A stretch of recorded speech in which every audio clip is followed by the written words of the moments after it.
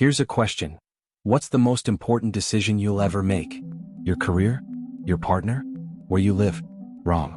According to Søren Kierkegaard, the most important choice is deciding what kind of person you're going to be.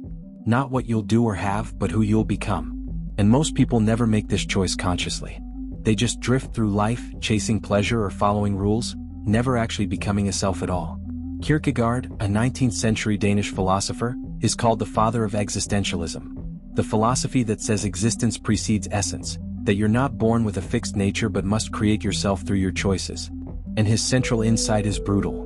Most people are living wrong. They're stuck in immature ways of existing, avoiding the difficult work of actually becoming who they are. They think they're living, but they're really just distracting themselves from the terror of genuine existence. Kierkegaard's life was marked by melancholy and conflict. Born in 1813 in Copenhagen, he grew up under the shadow of his father's severe religious gloom. His father believed the family was cursed by God, and this dark religiosity infected young Søren's psyche. He studied theology and philosophy, became engaged to a woman named Regine Olsen, then broke off the engagement in a way that scandalized Copenhagen society. He never explained why publicly, though his journals suggest he felt he was too melancholic, too consumed by his religious mission to be a good husband. He spent the rest of his short life, he died at 42, writing prolifically under various pseudonyms, each representing different philosophical perspectives and ways of life. This wasn't just literary cleverness. Kierkegaard believed that truth about existence can't be communicated directly. You can't just tell someone how to live authentically. They must discover it themselves through struggle and choice. So he created characters embodying different life views, letting readers encounter these possibilities and make their own choices about how to exist. The pseudonymous authorship is complex and deliberately confusing. Johannes Climacus writes about Christianity from outside, as a non-Christian exploring what Christian faith would require. Anti-Climacus writes from a position of intense Christian commitment. Judge William defends ethical married life. Johannes de Silentio explores Abraham's faith in fear and trembling. And the aesthete in either or represents the pleasure-seeking life Kierkegaard wants readers to recognize as ultimately empty.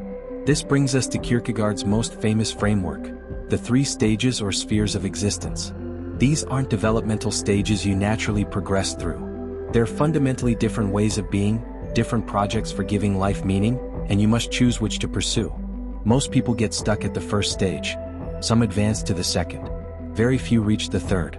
And moving from one to another requires what Kierkegaard calls a leap, a decisive act of will that can't be justified by reason alone. The first stage is the aesthetic. The aesthete lives for pleasure, novelty, and avoiding boredom. This isn't just hedonistic pleasure, it includes intellectual and cultural pleasures too. The aesthete might be a seducer like Don Juan, or a sophisticated cultural consumer who attends concerts and reads literature, or a romantic ironist who treats life as a spectacle to be observed with detached amusement. What unites all aesthetes is that they live in the moment, avoid commitment, and value interesting experiences above all else. The second stage is the ethical. The ethical person chooses commitment, duty, and responsibility. They get married, build a career, fulfill social obligations. They live according to universal moral principles rather than individual whims. Judge William in either or represents this life, arguing that the aesthete fails to become a self at all, just a collection of momentary desires without continuity or depth. The ethical person, by contrast, achieves selfhood through commitment and taking responsibility for who they are. The third and highest stage is the religious. Here the individual relates themselves to God, to the absolute, in a way that transcends both pleasure and duty. This isn't conventional religious practice or church attendance. It's a radical, passionate, individual relationship with God that requires what Kierkegaard calls a leap of faith, believing in something absurd and paradoxical that reason cannot justify. Abraham, willing to sacrifice Isaac because God commanded it, exemplifies the stage. Now here's what's crucial. Kierkegaard isn't just describing these stages academically. He's trying to provoke you. He wants you to recognize yourself in the aesthete or the ethical person and feel the inadequacy of that existence. He wants you to see that you're not who you could be, that you're avoiding the difficult choices that would make you authentic. And he uses indirect communication, pseudonyms, irony, confusing arguments, precisely to prevent you from just intellectually agreeing with him without actually changing your life. This is why Kierkegaard is so frustrating to read. He doesn't give you neat arguments and clear conclusions. He forces you to work, to struggle, to choose. Because that's the point. Philosophy isn't about learning correct theories. It's about existing differently, about becoming a self rather than just drifting through existence. And that requires decision, commitment, passion, things that can't be taught, only chosen. Kierkegaard's critique of his age sounds eerily contemporary. He looked at 19th century Denmark and saw a society where everyone claimed to be Christian but nobody actually lived according to Christian demands. Religion had become comfortable, conventional, empty ritual. People were baptized, went to church, called themselves Christians, but their lives were indistinguishable from non-Christians. They'd absorbed Christianity as culture without letting it transform them existentially. He called this Christendom, the cultural Christianity that has nothing to do with genuine faith. And he spent his life attacking Christendom, trying to make Christianity difficult again, to show that real Christian faith is scandalous, absurd, requiring total transformation of yourself. Not following social norms or being a good person, but a radical leap into relationship with the absolute that defies all human categories. This made him wildly unpopular. Near the end of his life, he launched a bitter public attack on the Danish church, denouncing its bishops as frauds and its members as deluded. He died shortly after, exhausted and increasingly isolated, convinced that he'd failed to awaken Denmark to authentic existence. But his ideas survived. They influenced existentialists like Heidegger, Sartre, and Camus. They shaped theology through figures like Karl Barth and Paul Tillich. They impacted psychology through their influence on existential psychotherapy. And today, in a world of infinite distraction and performative life on social media, Kierkegaard's questions feel more urgent than ever. Are you actually living? Or are you just consuming experiences, following scripts, avoiding the terror and responsibility of genuine existence? Part 2, The Aesthetic Life, or Why You're Probably Bored. Let's start with where most people are stuck, the aesthetic stage. And be honest, this is probably you. You're living for experiences, for pleasure, for novelty. You're consuming content, chasing stimulation, desperately trying not to be bored. You think you're living intensely, but Kierkegaard would say you're not living at all. You're just distracting yourself from existence. The aesthetic stage isn't just about crude sensual pleasure, though it includes that. Kierkegaard's aesthete in either slash or is sophisticated, cultured, intellectual. He appreciates art, music, literature. He's witty, clever, ironic. He treats life as a spectacle to be observed with amused detachment. He's always chasing the interesting, new experiences, new pleasures, new diversions. But here's the thing, he's miserable. Deeply, profoundly miserable. And he knows it. The aesthete's fundamental problem is boredom. As Kierkegaard writes through The Aesthete, boredom is the root of all evil. The aesthete structures his entire life around avoiding boredom, which means constantly seeking novelty. But every pleasure becomes familiar, every experience loses its excitement, every novelty becomes routine. So he must always move on to the next thing, never satisfied, never at rest, always chasing but never catching. Think about your relationship with your phone, with social media, with streaming services. You scroll endlessly looking for something interesting. You watch shows but can't commit to one, constantly switching, seeking that hit of novelty. You start hobbies but don't finish them because they become routine. You're in relationships but avoid commitment because commitment means no more novelty, no more possibility of something better. This is the aesthetic life. And it's exhausting. The aesthete also lives without commitment or continuity. He doesn't make binding choices because binding choices limit possibility. Why marry one person when you could potentially seduce many? Why commit to a career when you could explore many possibilities? Why take firm positions when you could maintain ironic distance from everything? The aesthete keeps all options open, which means he never actually chooses anything deeply enough for it to matter. This creates a particular form of despair. The aesthete isn't a unified self. He's a collection of momentary desires and passing moods. He has no core, no continuity, no stable identity. As Judge William puts it in either slash or, the aesthete doesn't become a self at all but remains what philosopher David Hume said we all inevitably are. A bundle of perceptions without inner cohesion. The aesthete experiences this as freedom but it's actually fragmentation. Kierkegaard distinguishes different types of aesthetes. There's the immediate aesthete, the sensualist chasing physical pleasures, like the legendary seducer Don Juan who beds woman after woman, seeking infinite variety but never satisfied. There's the reflective aesthete, the cultured intellectual who treats life as art to be appreciated from an ironic distance. And there's the desperate aesthete who recognizes the emptiness of aesthetic existence but can't escape it, spiraling into melancholy. The section in either slash or called The Unhappiest One describes this last type. The aesthete's greatest happiness is his unhappiness, because only in melancholy does he feel something deep, something that breaks through the boredom. He cultivates his own suffering as the most interesting thing about himself. Sound familiar? Think about the romanticization of depression in contemporary culture, the performing of mental illness on social media, the way suffering becomes content. That's aesthetic despair, making your pain interesting because nothing else is. Kierkegaard also talks about the aesthete's use of irony. Irony is distancing device. You're not really committed to anything because you're always aware you could be doing something else, thinking something else, being someone else. The ironist maintains a space between himself and his life, observing himself living rather than actually living. Modern social media amplifies this. You're not experiencing life, you're documenting it for an audience, maintaining ironic distance even from your own experiences. So why doesn't the aesthete just choose differently? Because he can't see the problem from inside his own framework. From the aesthetic perspective, commitment looks like limitation, responsibility looks like burden, depth looks like tedium. The aesthete values possibility over actuality, which means he can't commit to any actual choice because that would close off other possibilities. He's trapped in his own value system. This is where Kierkegaard's concept of despair becomes crucial. In The Sickness Unto Death, written under the pseudonym Anticlimacus, Kierkegaard analyzes despair as a sickness of the self. Despair comes from inability to break free from the existential categories that define a specific life, from being stuck in one way of existing without being able to move. The aesthete is in despair because he's trapped in the pursuit of pleasure and novelty, unable to imagine or choose anything deeper. But here's what's insidious. The aesthete doesn't necessarily recognize his despair as despair. He might be aware of boredom and melancholy, but he interprets these as just more experiences to have, more interesting states to cultivate.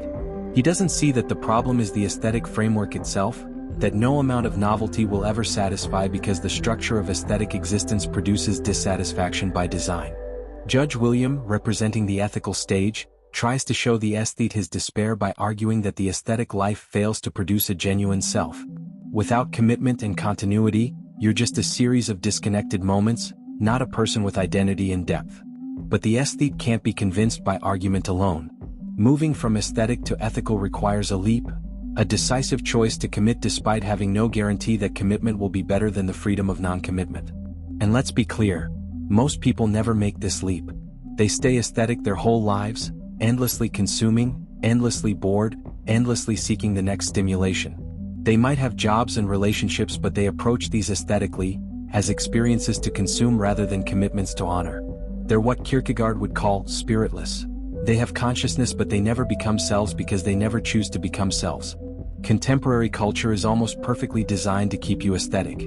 Capitalism requires constant consumption, which requires cultivating dissatisfaction and the endless pursuit of novelty. Social media creates the illusion of infinite possibility, infinite potential partners, experiences, identities, which prevents genuine commitment.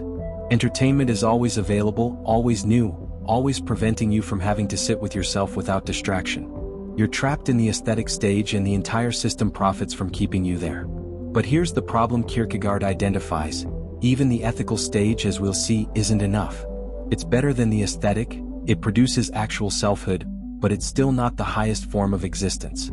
There's something beyond even ethical commitment, something that requires an even more radical leap.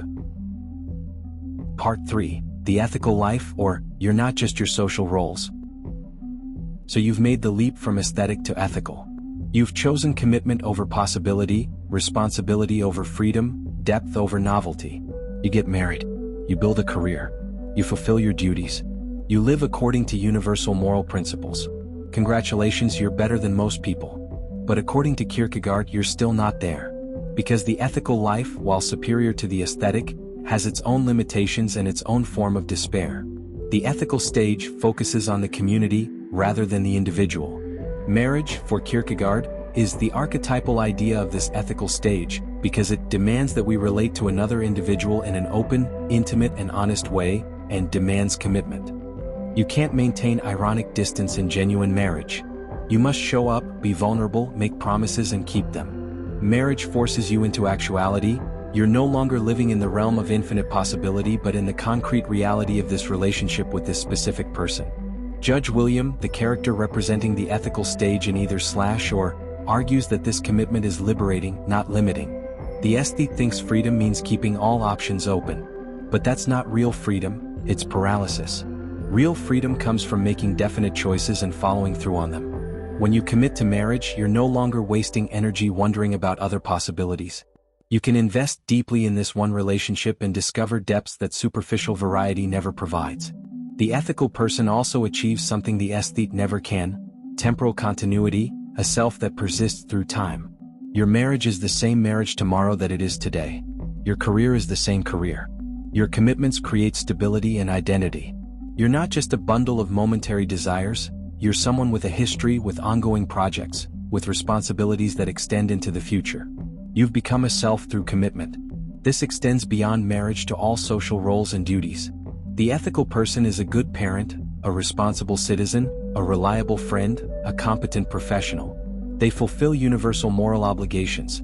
They tell the truth, keep promises, respect others, contribute to society. Their life has structure, meaning, purpose. They know who they are because they know what they ought to do. Their identity is constituted by their roles and responsibilities. This sounds good, right? And it is good. Kierkegaard isn't dismissing the ethical. It's vastly superior to the aesthetic.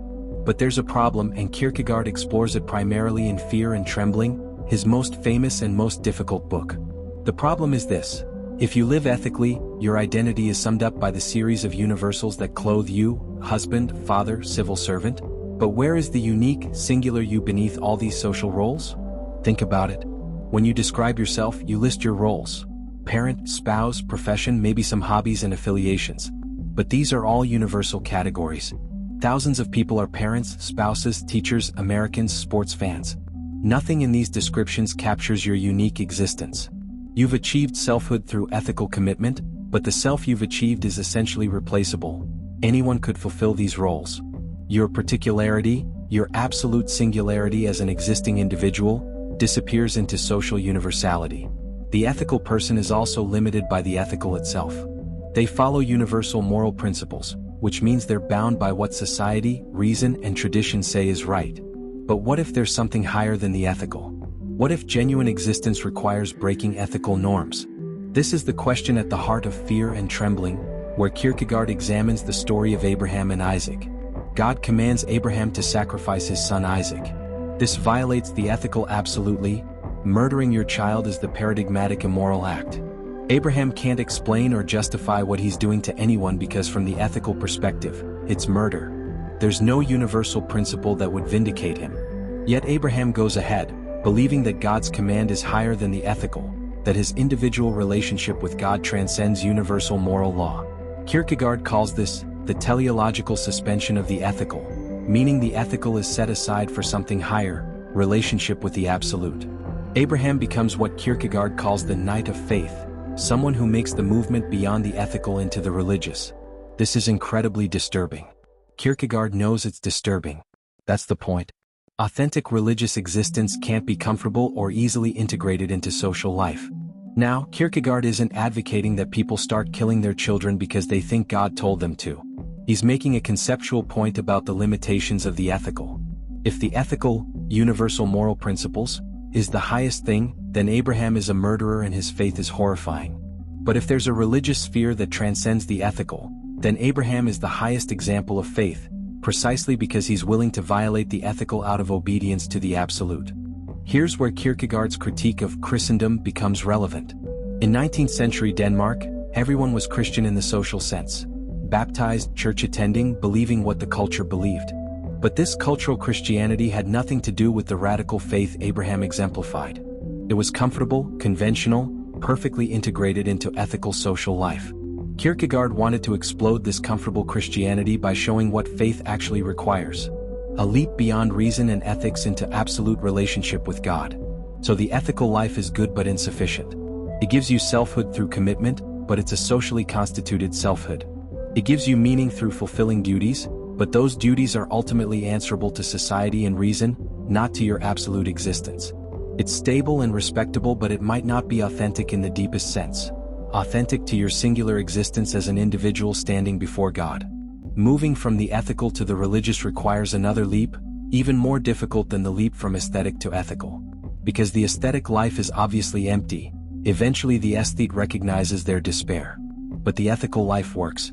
It provides genuine satisfaction, genuine meaning, genuine selfhood. Why would you leap beyond it? Only if you felt called to something higher, something that transcends human reason and social norms, something that demands your absolute commitment despite its absurdity. And most people never feel that call, or they suppress it when they do. They're content with ethical life, which is fine. It's good to be a good person, to fulfill your responsibilities. But Kierkegaard is asking, is goodness enough? Or is there something beyond goodness, something that can't be achieved by following rules and being respectable, something that requires passion, inwardness, and willingness to stand alone before the absolute? Part 4. The Religious Life and the Leap of Faith into Absurdity. Now we reach the highest and most difficult stage, the religious. This isn't religion as comfortable Sunday church-going. It's not even religion as ethical behavior guided by religious principles. It's absolute relationship with God, requiring a leap of faith, an inward, paradoxical trust that transcends reason and ethics. And according to Kierkegaard, it's the only way to achieve authentic existence, to become who you truly are as an absolute individual standing before the absolute. The religious stage comes in two forms. Religiousness A is what Kierkegaard calls immanent religiosity, a kind of religious consciousness that's still within human capability, still comprehensible to reason. It involves recognizing your finitude, your guilt, your need for something eternal. Many religions and philosophies achieve this level, acknowledging human limitation and seeking transcendence through effort and understanding. But religiousness B is Christianity specifically, and it's radically different. Christianity centers on the incarnation, the God-man, which is the absolute paradox, described as a contradiction and the most improbable of all things. God, who is eternal, infinite, and perfect, becomes human, finite, temporal, and capable of suffering. This makes no sense. It violates everything reason tells us about God and humanity. Yet Christianity demands you believe it. This is where the leap of faith comes in. Faith, for Kierkegaard, is not rational belief.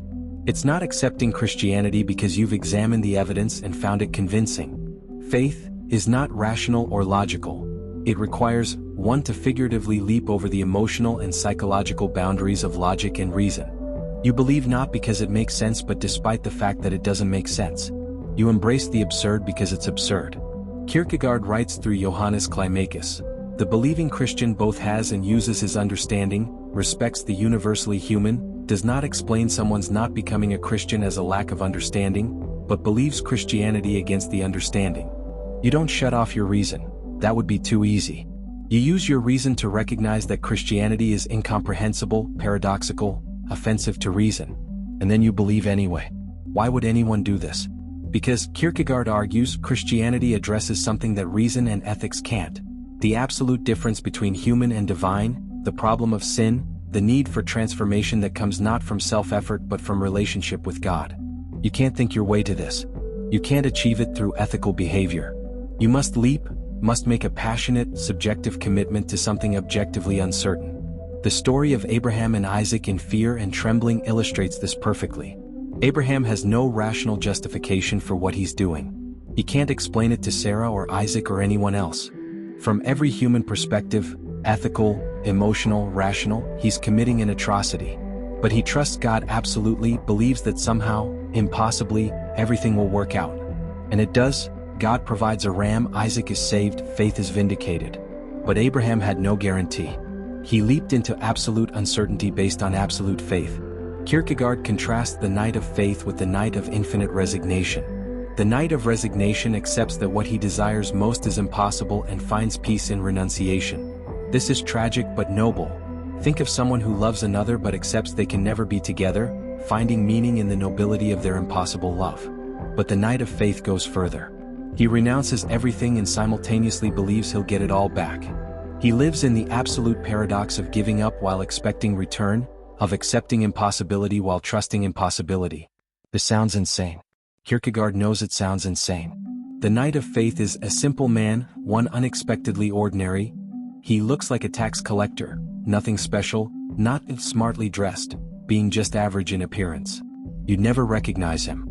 He doesn't look holy or special. He's fully in the world, enjoying life's simple pleasures. But inwardly, he's made the absolute movement of faith, living in passionate relationship with God while remaining fully human. Kierkegaard's concept of subjective truth is crucial here.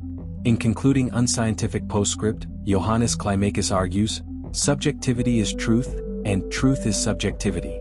He doesn't mean truth is whatever you believe, that would be relativism. He means that for existential truths, truths about how to exist, what matters isn't objective correctness but passionate inwardness, the intensity and authenticity with which you commit.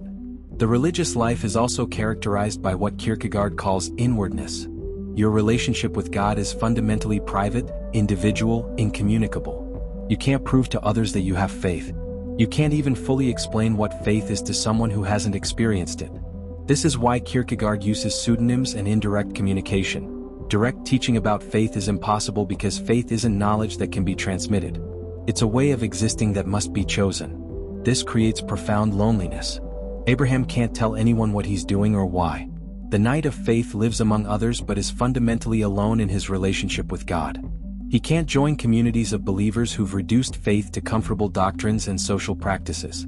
He's a singular individual before God, and this singularity can't be shared or collectivized. This is the terror and glory of faith, absolute individuality and absolute relationship with the absolute. But here's what might surprise you. Kierkegaard isn't entirely sure he has this kind of faith himself. His pseudonyms explore faith from outside or from perspectives short of full Christian faith. Johannes de Silentio in fear and trembling admits he can't understand Abraham, can't achieve what Abraham achieved. Even in Kierkegaard's signed religious writings, there's often a quality of striving toward faith rather than possessing it. He's not a religious authority telling you how to believe. He's a fellow seeker showing you what authentic faith would require, if you could achieve it. Part 5. Why Kierkegaard matters now more than ever? So why should you care about a melancholic Danish Christian from the 19th century who wrote confusing books under fake names? Because we're living in exactly the kind of world that makes Kierkegaard's diagnosis urgent.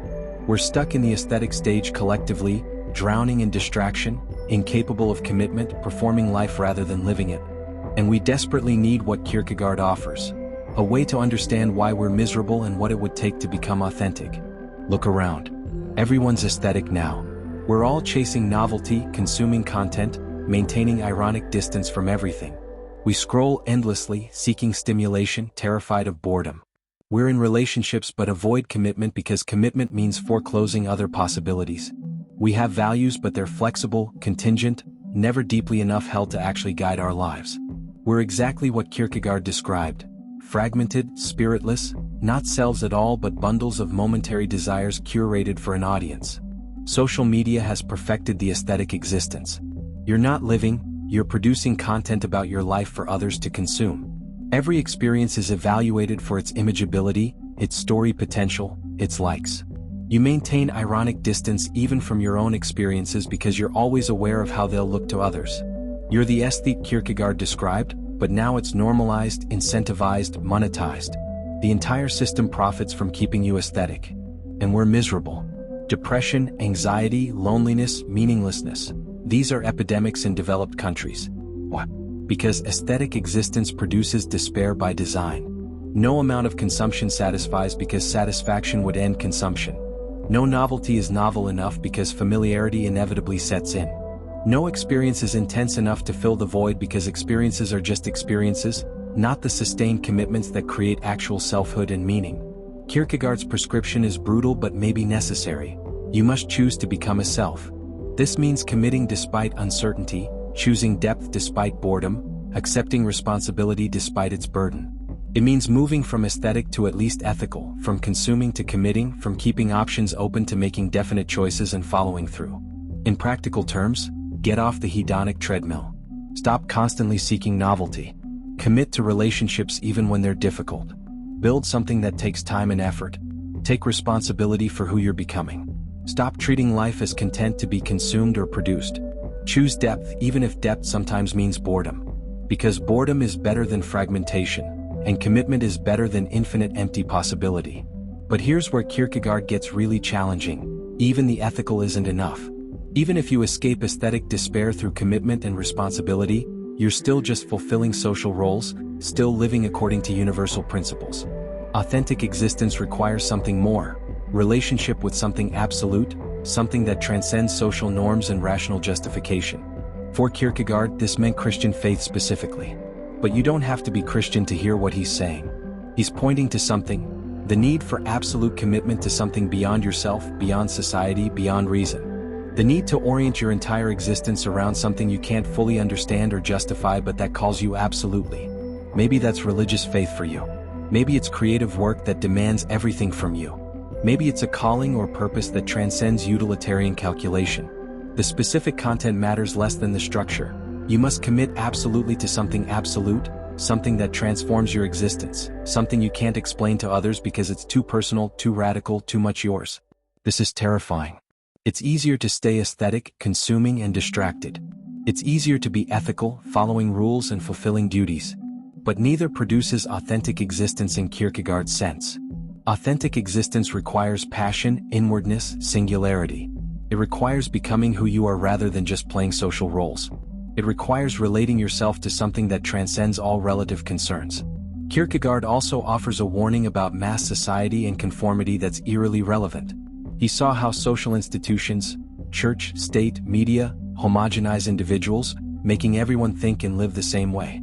He saw how public opinion replaces individual judgment, how people absorb beliefs passively rather than choosing actively. He called this the crowd, or the public, and he saw it as the enemy of authentic existence. In the age of social media and algorithmic culture, the crowd has become omnipresent and totalizing. You can't escape it. It's in your pocket, shaping your thoughts, rewarding conformity.